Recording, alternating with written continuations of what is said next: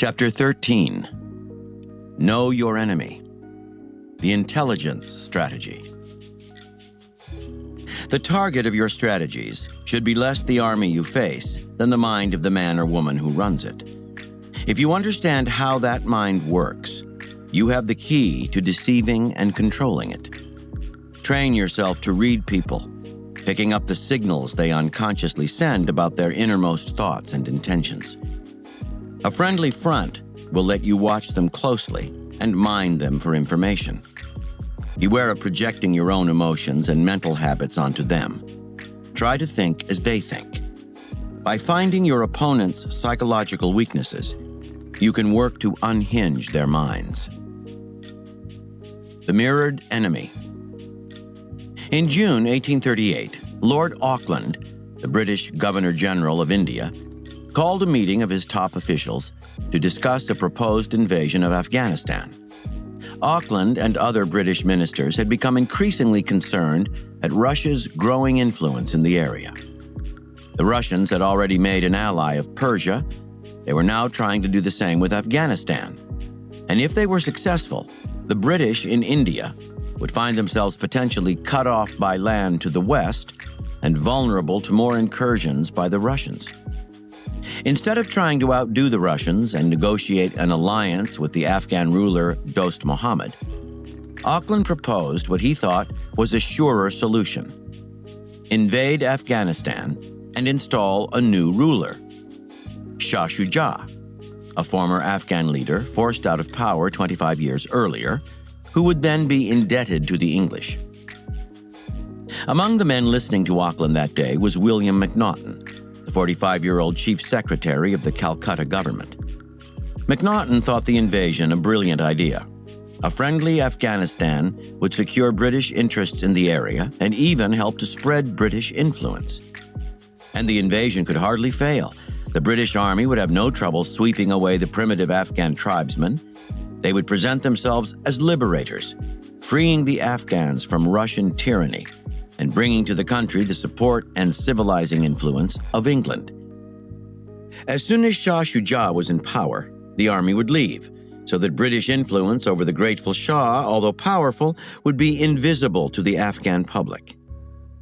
When it came time for Macnaghten to give his opinion on the proposed invasion, his support of it was so sound and enthusiastic that Lord Auckland not only decided to go ahead, he named Macnaghten the Queen's envoy to Kabul, the Afghan capital, the top British representative in Afghanistan. Meeting little resistance along the way, in August 1839, the British army reached Kabul. Dost Muhammad fled to the mountains, and the Shah re-entered the city. To the local inhabitants, this was a strange sight. Shah Shuja, whom many could barely remember, looked old and submissive alongside Macnaghten, who rode into Kabul wearing a bright-colored uniform topped by a cocked hat fringed with ostrich feathers. Why had these people come? What were they doing here? With the Shah back in power, Macnaghten had to reassess the situation. Reports came in informing him that Dost Muhammad was building an army in the mountains to the north. Meanwhile, to the south, it seemed that in invading the country, the British had insulted some local chieftains by plundering their lands for food. These chiefs were now stirring up trouble. It was also clear that the Shah was unpopular with his former subjects, so unpopular that Macnaghten could not leave him and other British interests in the country unprotected. Reluctantly, Macnaghten ordered most of the British army to remain in Afghanistan until the situation was stabilized. Time went by, and eventually, Macnaghten decided to allow the officers and soldiers of this increasingly long-standing occupying force to send for their families, so that life would be less harsh for them. Soon, the wives and children came, along with their Indian servants. But where Macnaghten had imagined that the arrival of the soldiers' families would have a humanizing, civilizing effect, it only alarmed the Afghans. Were the British planning a permanent occupation? Everywhere the local people looked, there were representatives of British interests, talking loudly in the streets, drinking wine, attending theaters and horse races. Strange imported pleasures that they had introduced to the country. Now their families were making themselves at home.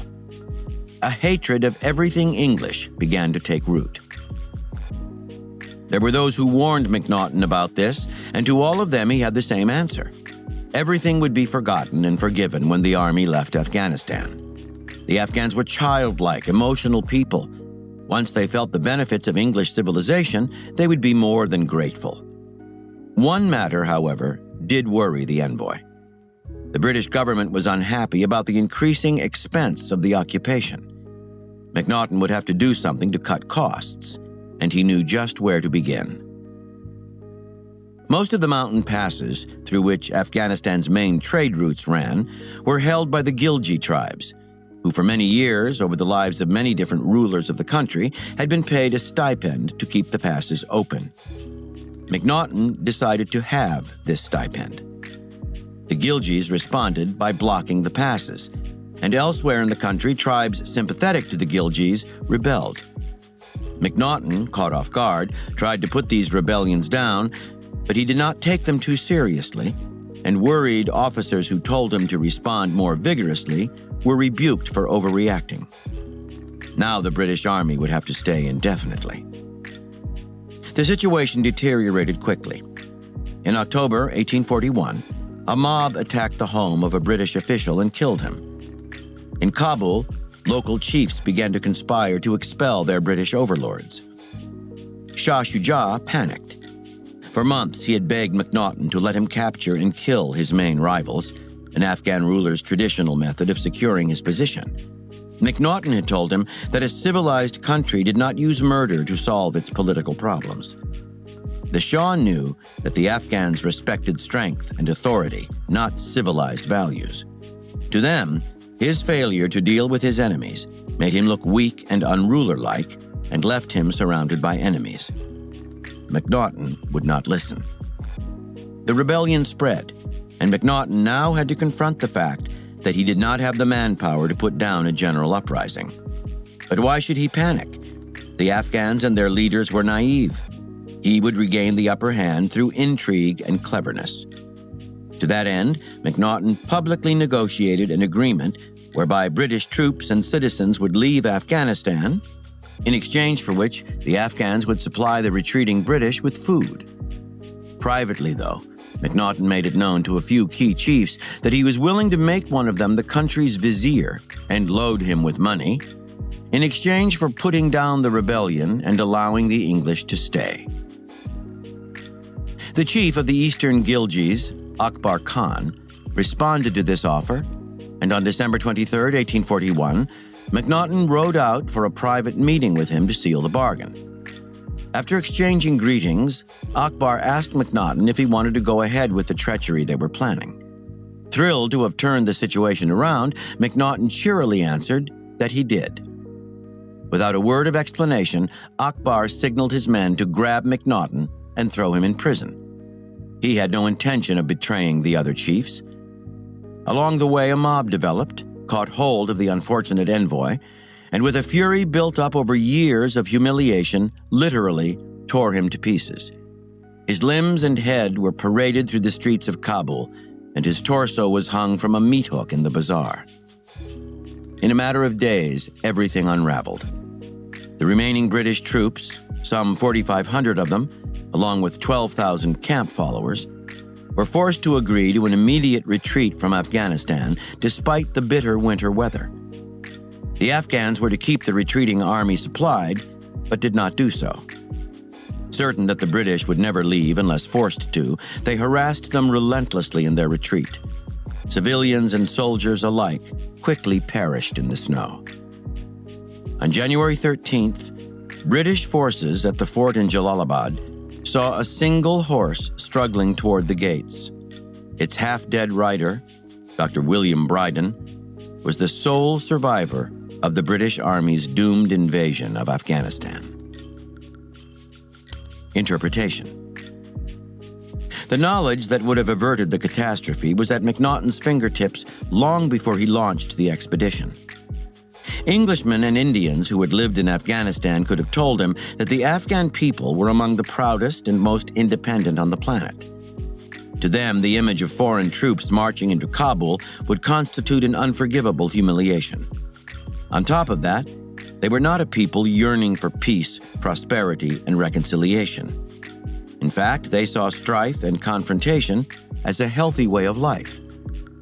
MacNaughton had the information, but refused to see it. Instead, he projected onto the Afghans the values of an Englishman, which he mistakenly assumed were universal. Blinded by narcissism, he misread every signal along the way. As a result, his strategic moves, leaving the British Army occupying Kabul, halving the Gilgis' stipend, trying not to overplay his hand in putting down the rebellions, were exactly the opposite of what was needed. And on that fateful day when he literally lost his head, he made the ultimate miscalculation, imagining that money and an appeal to self-interest would buy loyalty among the very people he had so humiliated. Blindness and narcissism like this are not so rare. We find them every day. Our natural tendency is to see other people as mere reflections of our own desires and values. Failing to understand the ways they are not like us, we are surprised when they do not respond as we had imagined. We unintentionally offend and alienate people, then blame them, not our inability to understand them, for the damage done. Understand, if you let narcissism act as a screen between you and other people, you will misread them, and your strategies will misfire. You must be aware of this and struggle to see others dispassionately. Every individual is like an alien culture. You must get inside his or her way of thinking, not as an exercise in sensitivity, but out of strategic necessity. Only by knowing your enemies can you ever hope to vanquish them. From 6 Secret Teachings by Taigung. Be submissive so that he will trust you, and you will thereby learn about his true situation. Accept his ideas and respond to his affairs as if they were twins. Once you have learned everything, subtly gather in his power. Thus, when the ultimate day arrives, it will seem as if heaven itself destroyed him. The Close Embrace. In 1805, Napoleon Bonaparte humiliated the Austrians in the battles of Ulm and Austerlitz. In the subsequent treaty, he carved up the Austrian Empire, taking over its lands in Italy and Germany. For Napoleon, all this was part of a chess game. His ultimate goal was to make Austria an ally, a weak and subordinate ally, but one that would lend him weight in the courts of Europe, since Austria had been a central force in European politics. As part of this overall strategy, Napoleon requested a new Austrian ambassador to France, Prince Clemens von Metternich, at the time the Austrian ambassador to the Prussian court in Berlin. Metternich, then 32, came from one of Europe's most illustrious families. A speaker of impeccable French, a staunch conservative in politics, he was a paragon of breeding and elegance and an inveterate ladies' man. The presence of this polished aristocrat would add a sheen to the imperial court that Napoleon was creating. More important, winning over a man of such power, and Napoleon could be quite seductive in private meetings, would help in his grand strategy of making Austria a weak satellite. And Metternich's weakness for women would give Napoleon a way in. The two men met for the first time in August 1806 when Metternich presented his credentials. Napoleon acted coolly. He dressed well for the occasion, but kept his hat on, which in the mores of the time was rather rude. After Metternich's speech, short and ceremonious, Napoleon began to pace the room and talk politics in a way that made it clear he was in command. He liked to stand up to talk to people while they remained seated. He made a show of speaking pointedly and concisely. He was not some Corsican rube for the sophisticated Metternich to play with. In the end, he was sure he had made the impression he wanted. Over the months to come, Napoleon and Metternich had many more such meetings. It was the emperor's plan to charm the prince, but the charm ran inescapably the other way. Metternich had a way of listening attentively making apt comments, even complimenting Napoleon on his strategic insights. At these moments, Napoleon would beam inside. Here was a man who could truly appreciate his genius. He began to crave Metternich's presence, and their discussions of European politics became more and more frank. The two became friends of sorts. Hoping to take advantage of Metternich's weakness for women, Napoleon set up his sister, Caroline Murat, to have an affair with the prince. He learned from her a few pieces of diplomatic gossip, and she told him that Metternich had come to respect him. In turn, she also told Metternich that Napoleon was unhappy with his wife, Empress Josephine, who could not bear children. He was considering divorce. Napoleon did not seem upset that Metternich knew such things about his personal life. In 1809, seeking revenge for its ignominious defeat at Austerlitz, Austria declared war on France. Napoleon only welcomed this event, which gave him a chance to beat the Austrians still more soundly than before. The war was hard fought, but the French prevailed, and Napoleon imposed a humiliating settlement, annexing whole sections of the Austrian Empire. Austria's military was dismantled, its government was overhauled, and Napoleon's friend Metternich was named foreign minister, exactly where Napoleon wanted him. Several months later, something happened that caught Napoleon slightly off guard, but delighted him. The Austrian emperor offered him his eldest daughter, the Archduchess Marie-Louise, in marriage. Napoleon knew that the Austrian aristocracy hated him. This had to be Metternich's work. Alliance by marriage with Austria would be a strategic tour de force, and Napoleon happily accepted the offer, first divorcing Josephine, then marrying Marie-Louise in 1810. Metternich accompanied the Archduchess to Paris for the wedding, and now his relationship with Napoleon grew still warmer. Napoleon's marriage made him a member of one of Europe's greatest families, and to a Corsican, family was everything. He had won a dynastic legitimacy he had long craved. In conversation with the prince, he opened up even more than before. He was also delighted with his new empress, who revealed a keen political mind. He let her in on his plans for empire in Europe. In 1812, Napoleon invaded Russia. Now Metternich came to him with a request: the formation of an army of 30,000 Austrian soldiers at Napoleon's disposal. In return, Napoleon would let Austria rebuild its military. Napoleon saw no harm in this step. He was allied with Austria by marriage, and rearmament there would help him in the end. Months later, the Russian invasion had turned into a disaster, and Napoleon was forced to retreat, his army decimated. Now Metternich offered his services as a mediator between France and the other European powers. Centrally placed as it is, Austria had performed that task in the past, and anyway, Napoleon had little choice. He needed time to recoup.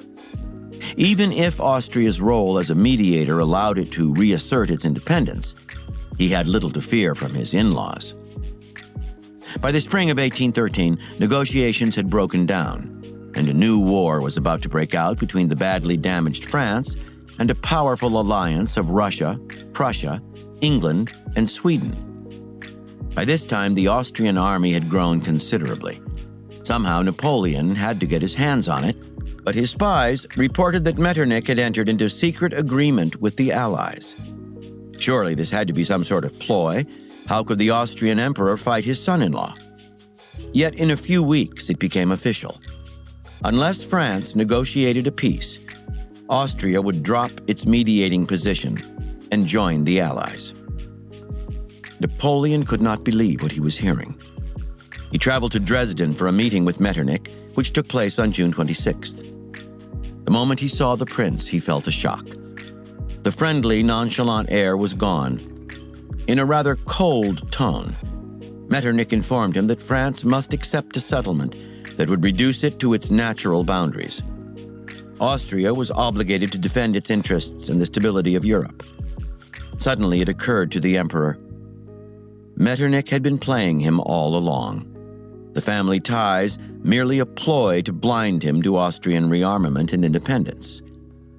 So I have perpetrated a very stupid piece of folly in marrying an Archduchess of Austria? Napoleon blurted out. Since your Majesty desires to know my opinion, Metternich replied, I will candidly say that Napoleon, the conqueror, has made a mistake. Napoleon refused to accept Metternich's dictated peace. In return, Austria dropped its neutrality and joined the Allies, becoming their de facto military leader. And with Austria leading the way, they finally defeated Napoleon in April 1814 and exiled him to the Mediterranean island of Elba. Interpretation. Napoleon prided himself on his ability to gauge people's psychology and use it against them, but in this case, he was outwitted by a man far superior at such a game. Metternich's modus operandi was the following.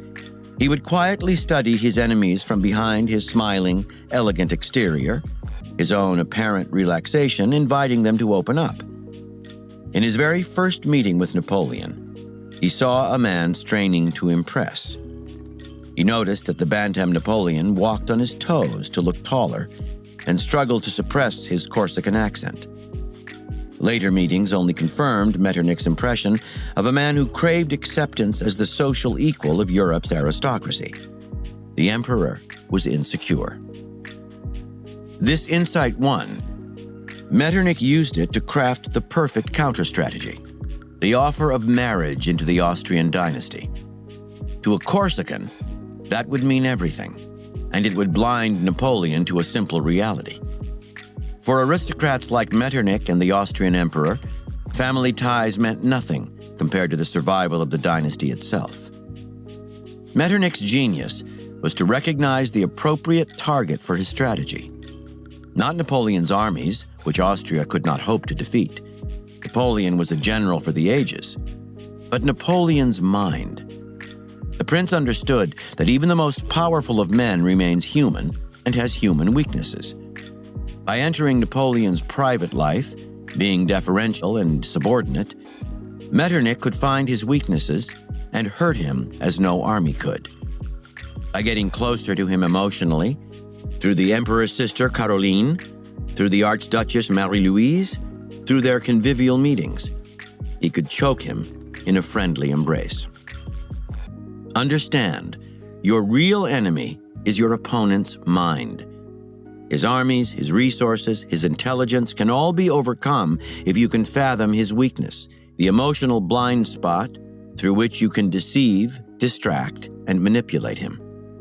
The most powerful army in the world can be beaten by unhinging the mind of its leader.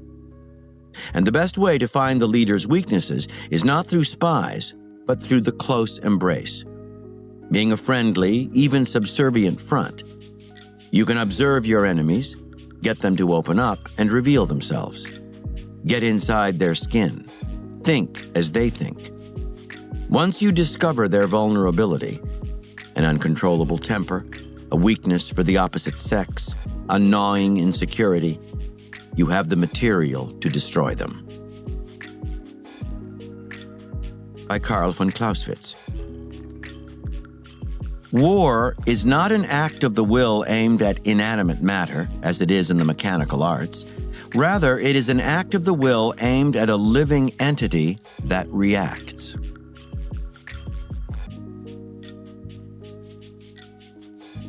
Keys to warfare. The greatest power you could have in life would come neither from limitless resources nor even consummate skill in strategy. It would come from a clear knowledge of those around you, the ability to read people like a book. Given that knowledge, you could distinguish friend from foe, smoking out snakes in the grass. You could anticipate your enemy's malice, pierce their strategies, and take defensive action. Their transparency would reveal to you the emotions they could least control. Armed with that knowledge, you could make them tumble into traps and destroy them. This kind of knowledge has been a military goal since the dawn of history. That is why the arts of intelligence gathering and spying were invented. But spies are unreliable. They filter information through their own preconceptions and prejudices And since their trade places them precisely between one side and the other and forces them to be independent operators, they are notoriously hard to control and can turn against you. Then, too, the nuances that give people away, the tone in a speaker's voice, the look in his or her eyes, are inevitably missing from their reports. In the end, the spy's information means nothing unless you are adept at interpreting human behavior and psychology. Without that skill, you will see in it what you want to see, confirming your own prejudices. The leaders who have made best use of intelligence, Hannibal, Julius Caesar, Prince Metternich, Winston Churchill, Lyndon Johnson during his career in the U.S. Senate, were all first and foremost great students of human nature and superior readers of men. They honed their skills through personal observation of people. Only with that foundation could the use of spies extend their powers of vision. The first step in the process is to get over the idea that people are impenetrable mysteries and that only some trick will let you peek into their souls. If they seem mysterious, it is because almost all of us learn to disguise our true feelings and intentions from an early age. If we went around showing just how we felt and telling people what we planned to do, we would make ourselves vulnerable to malice. And if we always spoke our minds, we would offend a lot of people unnecessarily. So as we grow up, concealing much of what we are thinking becomes second nature.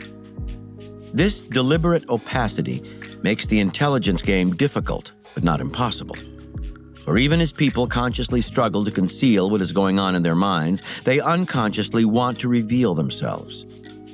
Hiding how we feel in social situations is exhausting. Being able to show ourselves is a relief. We secretly want people to know us, even including our dark side. Even while we consciously struggle to control this hidden yearning, unconsciously, we are always sending out signals that reveal a part of what is going on inside.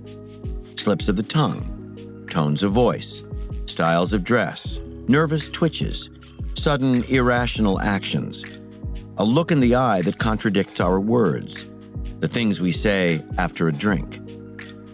Understand, day in and day out, people emit signals that reveal their intentions and deepest desires. If we do not pick them up, it is because we are not paying attention. The reason for this is simple. We are usually locked up in our own worlds, listening to our internal monologues, obsessed with ourselves and with satisfying our own egos. Like William McNaughton, we tend to see other people merely as reflections of ourselves. To the extent that you can drop your self-interest and see people for who they are, divorced from your desires, you will become more sensitive to their signals. The ability to read people was a critical survival skill for Japanese samurai and was particularly emphasized by the Shinkage school of swordsmanship. One of the school's earliest masters was the 17th century samurai Yagyu Munenori. One spring afternoon in his later years, Munenori was taking a peaceful walk through his gardens, admiring the cherry blossoms. He was accompanied by a page protector who walked behind him, sword raised, as was the custom. Suddenly, Munenori stopped in his tracks. He had a feeling of danger. Looking around, he saw nothing to warrant this feeling, but even so, he was so troubled that he returned to his house and sat with his back against a post to prevent a surprise attack. After Munenori had sat there for a while, his page asked him what was the matter. The samurai confessed that while looking at the cherry blossoms, he had had an intimation of imminent danger, of an enemy on the attack. What troubled him now was that the danger had apparently been imaginary. He must have hallucinated it. A samurai depended on his keen instincts to anticipate attack. If Munenori had lost that power, his life as a warrior was over. Suddenly, the page threw himself to the ground and confessed. As Munenori walked in the garden, the thought had come to the page that if he were to strike at his master while the samurai was lost in admiration of the cherry blossoms, not even this gifted swordsman could have parried his attack. Munenori had not lost his skill at all. Quite the contrary. His incomparable sensitivity to other people's emotions and thoughts had allowed him to pick up sensations from someone behind his back, rather as a horse senses the energy of its rider, or a dog the movements of its owner. An animal has that sensitivity because it pays complete attention. Similarly, the Shinkage school taught warriors to empty their minds, centering themselves in the moment as animals did, and keeping themselves from getting derailed by any particular thought. This would allow the Shinkage warrior to read in his opponent's elbow or hand the slight tension that signaled an attack. He could look through his opponent's eyes and sense the coming blow, or notice the nervous shuffle of the feet that indicated fear or confusion. A master like Munenori could virtually read someone's thoughts when the other person wasn't even visible. The power taught by the Shinkage school, the same power possessed by Prince Metternich, was the ability to let go of one's ego, to submerge oneself temporarily in the other person's mind. You will be amazed at how much you can pick up about people if you can shut off your incessant interior monologue, empty your thoughts, and anchor yourself in the moment. The details you now see give you unfiltered information from which you can put together an accurate picture of people's weaknesses and desires. Be particularly attentive to their eyes. It takes a lot of effort to hide the eye's message about a person's state of mind. According to the baseball pitcher Bob Lemon, the great player Ted Williams was the only hitter who you felt saw through you. In the struggle between pitcher and batter, the pitcher has the advantage of knowing what pitch he will throw. The hitter can only guess at that, which is why even the best of them usually connect only 1 out of every 3 or 4 times. Somehow, Williams changed those odds. Williams' method wasn't magic or even intuition. It was simple enough.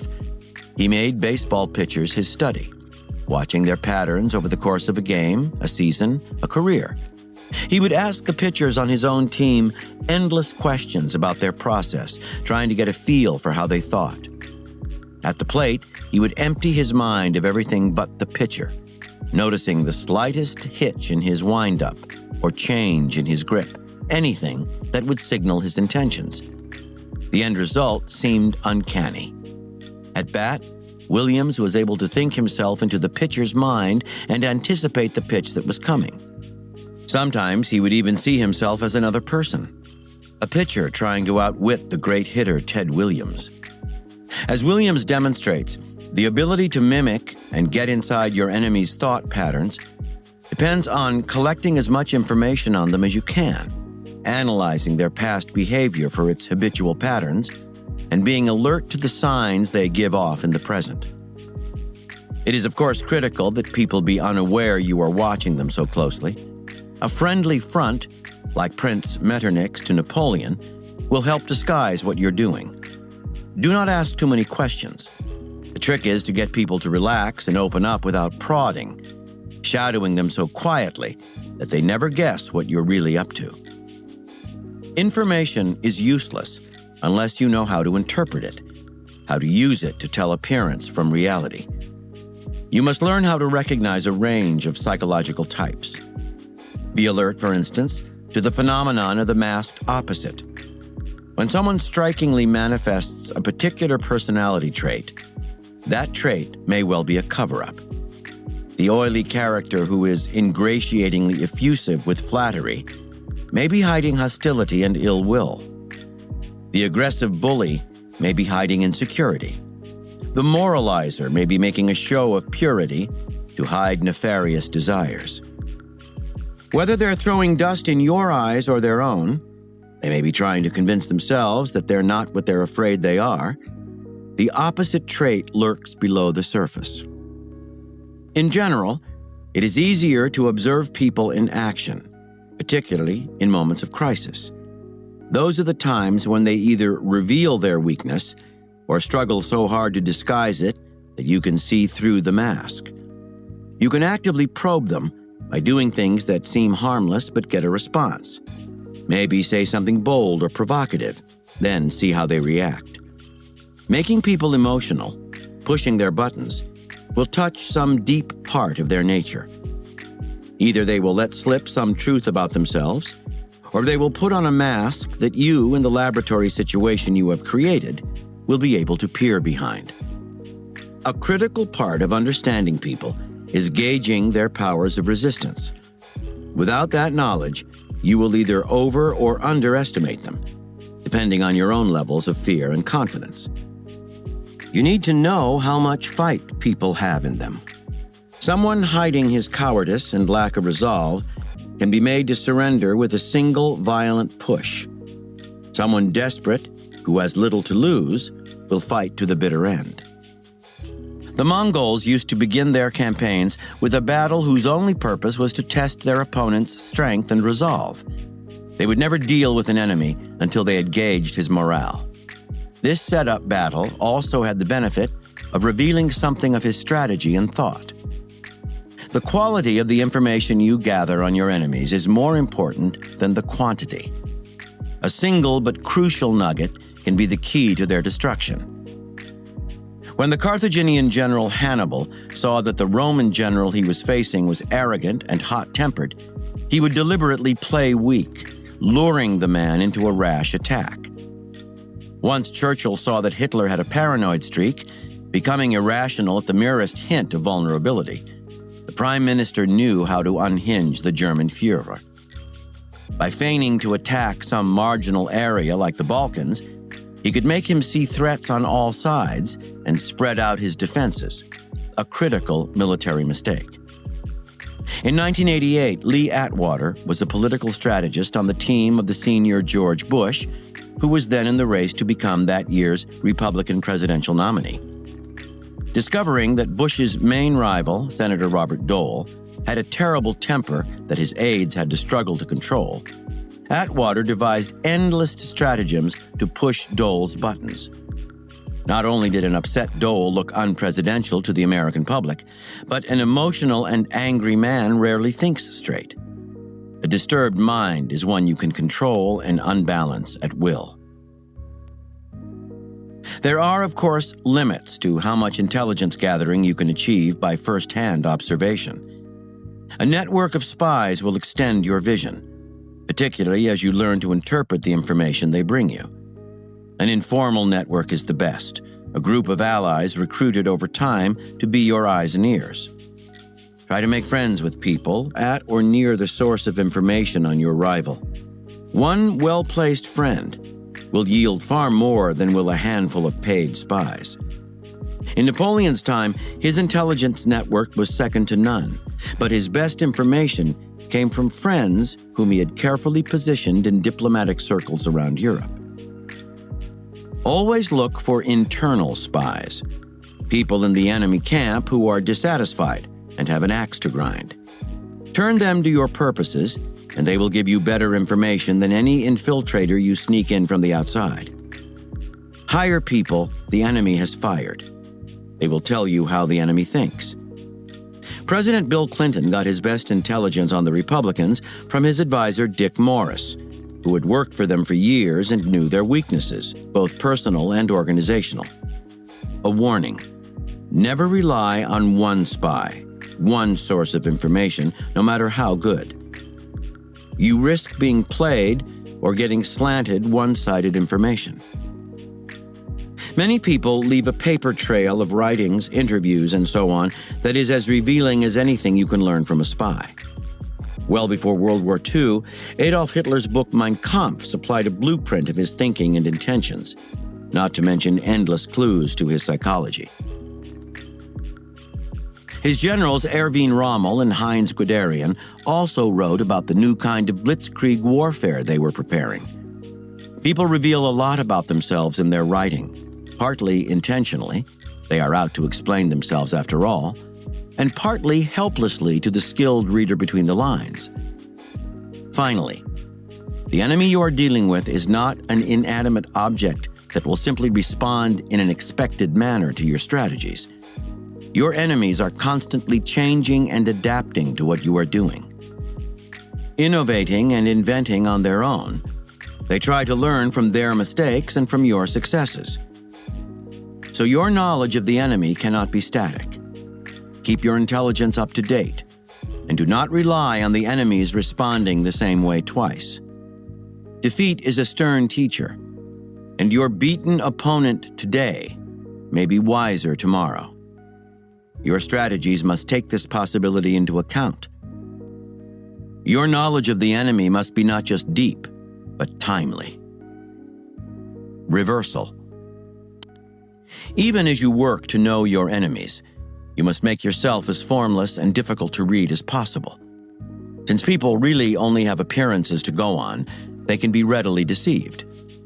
Act unpredictably now and then. Throw them some golden nugget of your inner self, something fabricated that has nothing to do with who you really are. Be aware that they are scrutinizing you, and either give them nothing or feed them misinformation. Keeping yourself formless and inscrutable will make it impossible for people to defend themselves against you and render the intelligence they gather on you useless. Here are further reflections on the intelligence strategy. By Sun Tzu. He who knows the enemy and himself will never in 100 battles be at risk. From The Art of War, by Niccolò Machiavelli. As to the second case, that of being drawn into a trap or ambush, you must be shrewd about not believing easily things not in accord with reason. For example, if the enemy puts some booty before you, you ought to believe that within it there is a hook and that it conceals some trick. If many of the enemy are put to flight by your few, if a few of the enemy assail your many, if the enemy turn in sudden flight, you ought to fear a trick. And you should never believe that the enemy does not know how to carry on his affairs.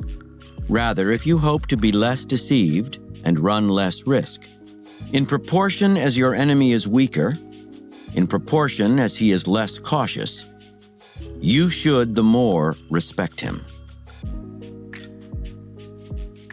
From Aesop's Fables. The Aging Lion and the Fox. A lion who was getting old and could no longer obtain his food by force decided that he must resort to trickery instead. So he retired to a cave and lay down, pretending to be ill. Thus, whenever any animals came to his cave to visit him, he ate them all as they appeared. When many animals had disappeared, a fox figured out what was happening. He went to see the lion, but stood at a safe distance outside the cave and asked him how he was. "Oh, not very well," said the lion, "but why don't you come in?" But the fox said, "I would come inside if I hadn't seen that a lot of footprints are pointing inwards towards your cave, but none are pointing out."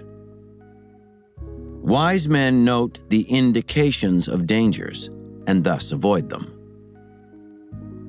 From Human, All Too Human, by Friedrich Nietzsche. Bait. Everyone has his price.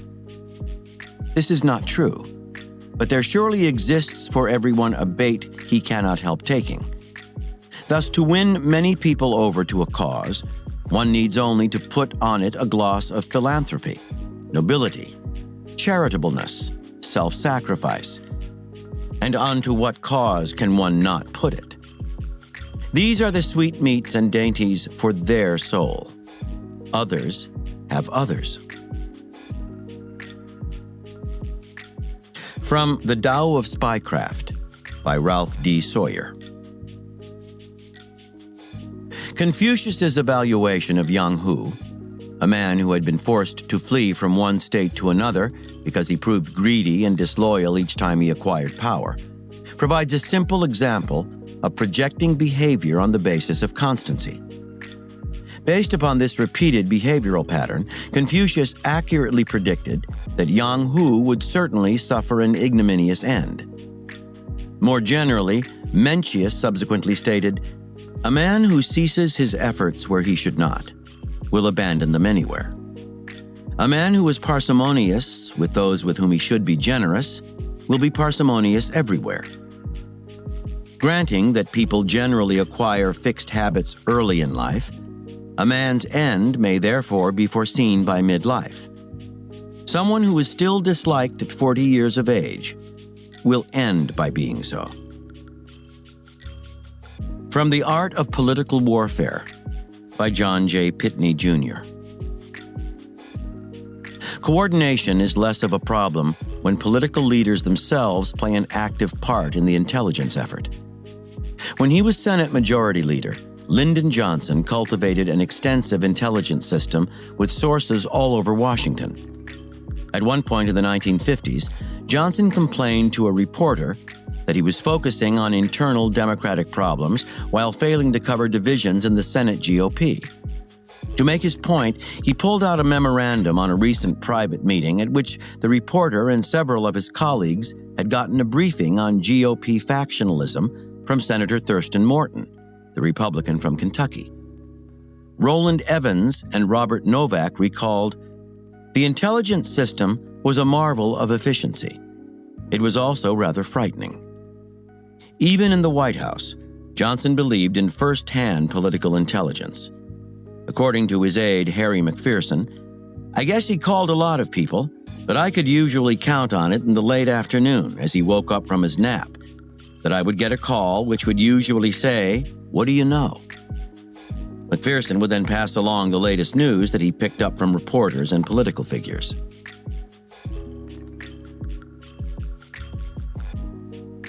From Lives of Master Swordsmen by Makoto Sugawara.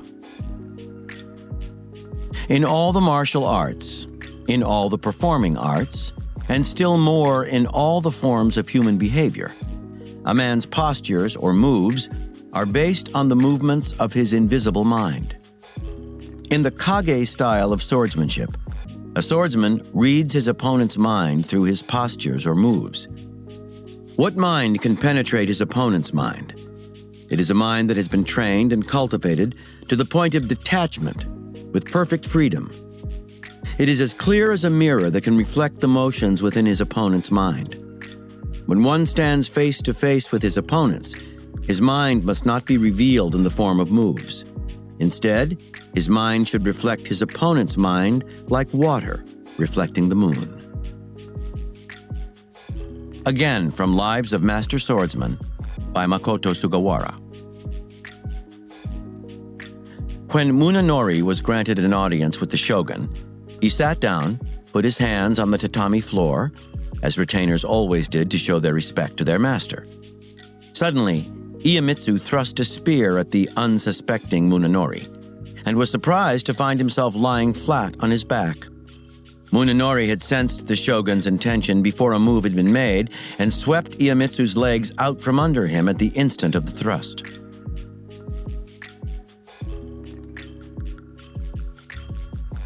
By Miyamoto Musashi. In my opinion, there are two kinds of eyes. One kind simply looks at things, and the other sees through things to perceive their inner nature. The former should not be tense, so as to observe as much as possible. The latter should be strong, so as to discern the workings of the opponent's mind clearly. Sometimes, a man can read another's mind with his eyes. In fencing, it is all right to allow your own eyes to express your will, but never let them reveal your mind. This matter should be considered carefully and studied diligently. From Human, All Too Human by Friedrich Nietzsche. Anger as spy. Anger empties out the soul and brings even its dregs to light. That is why, if we know no other way of discovering the truth of the matter, we must know how to put our acquaintances, our adherents and opponents into a rage, so as to learn all that is really being thought and undertaken against us. From the Book of Samuel. Then David fled from Naioth in Ramah, and came and said before Jonathan, "What have I done? What is my guilt? And what is my sin before your father that he seeks my life?" And he said to him, "Far from it. You shall not die. Behold, my father does nothing, either great or small, without disclosing it to me. And why should my father hide this from me? It is not so." But David replied, "Your father knows well that I have found favor in your eyes, and he thinks, 'Let not Jonathan know this, lest he be grieved.' But truly, as the Lord lives and as your soul lives, there is but a step between me and death." Then said Jonathan to David, "Whatever you say, I will do for you." David said to Jonathan, "Behold, tomorrow is the new moon, and I should not fail to sit at table with the king. But let me go, that I may hide myself in the field till the third day at evening. If your father misses me at all, then say, 'David earnestly asked leave of me to run to Bethlehem, his city, for there is a yearly sacrifice there for all the family.' If he says, 'Good,' it will be well with your servant. But if he is angry, then know that evil is determined by him." And Jonathan said to David, "Come, let us go out into the field." So they both went out into the field. So David hid himself in the field. And when the new moon came, the king sat down to eat food. The king sat upon his seat, as at other times, upon the seat by the wall. Jonathan sat opposite, and Abner sat by Saul's side, but David's place was empty. Yet Saul did not say anything that day, for he thought, "Something has befallen him. He is not clean. Surely he is not clean." But on the second day, the morrow after the new moon, David's place was empty. And Saul said to Jonathan his son, "Why has not the son of Jesse come to the meal, either yesterday or today?" Jonathan answered Saul, "David earnestly asked leave of me to go to Bethlehem. He said, 'Let me go, for our family holds a sacrifice in the city, and my brother has commanded me to be there. So now, if I have found favor in your eyes, let me get away and see my brothers.' For this reason he has not come to the king's table." Then Saul's anger was kindled against Jonathan, and he said to him, "You son of a perverse, rebellious woman, do I not know that you have chosen the son of Jesse to your own shame, and to the shame of your mother's nakedness? For as long as the son of Jesse lives upon the earth, neither you nor your kingdom shall be established. Therefore send and fetch him to me, for he shall surely die." Then Jonathan answered Saul his father, "Why should he be put to death? What has he done?" But Saul cast his spear at him to smite him. So Jonathan knew that his father was determined to put David to death.